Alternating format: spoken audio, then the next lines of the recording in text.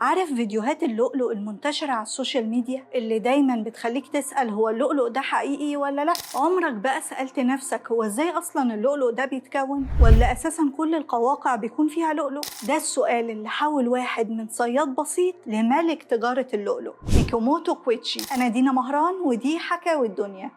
الحكاية بتبدأ سنة 1858 في قرية توبا جنب مدينة طوكيو في اليابان لما اتولد ميكوموتو كويتشي، وده أول طفل لعيلة بسيطة بتشتغل في بيع الرز المسلوق. المهم إن لما شد حيله وكبر شوية بقى يساعد أبوه في الشغل ويجر عربية الرز المسلوق اللي بيبيعوه، واللي زودوا جنبه شوية سمك ني أبوه بيصطاده. وفي سن 18 سنة اشتغل ميكوموتو في صيد السمك والغوص وصيد اللؤلؤ وبيع الأصداف اللي كان بيحب يحتفظ بالنادر منها. وفي يوم من الأيام قابل ميكوموتو واحد من صحابه اللي بيشتغلوا في الأحياء المائية، وسأله السؤال اللي دايما بيسأله لنفسه: ليه مش كل القواقع بيكون جواها لؤلؤ؟ وليه اللؤلؤ مش موجود غير في القواقع أصلا؟ وقال له صاحبه إن اللؤلؤ بيتكون جوه المحار أو القوقعة بسبب دخول شوية طفيليات جوه القوقعة، زي شوية رمل أو أي أجسام غريبة بتفتح لحمها، فتقوم المحارة تدافع عن نفسها وتعزل الجسم الغريب ده عنها بإنها تفرز مواد كلسية حواليه، والمواد دي بتتكون من كربونات الكالسيوم والبروتينات. ومع الوقت الجسم الغريب ده بيتحول بعد كام سنة للؤلؤ.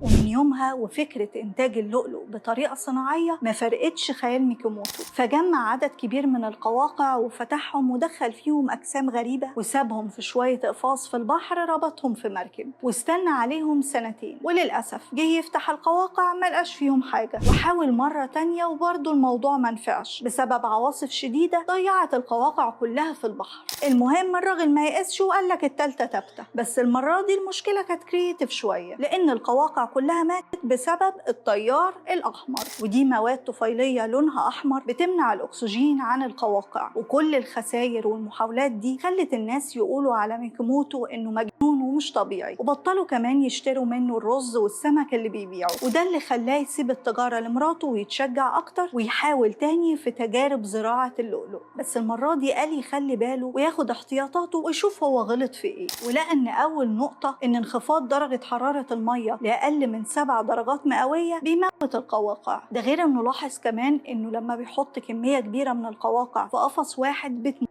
المهم إنه تحدى نفسه وجرب من جديد وبعد عن كل الغلطات دي، ومع ذلك مفيش فايدة. النتيجة كانت طبق الأصل زي المرات اللي فاتت، والقواقع كانت بتضيع منه هي والفكرة كلها، لدرجة إنه قرر يرجع لتجارة الرز زي ما كان وقال اهو اللي نعرفه أحسن من اللي ما نعرفوش. بس بعيدا بقى عن كل الناس اللي كانوا في حياة ميكوموتو اللي بيقولوا عليه إن هو مجنون وهوبا استنجلينا، مراته كانت ست كمل على الآخر.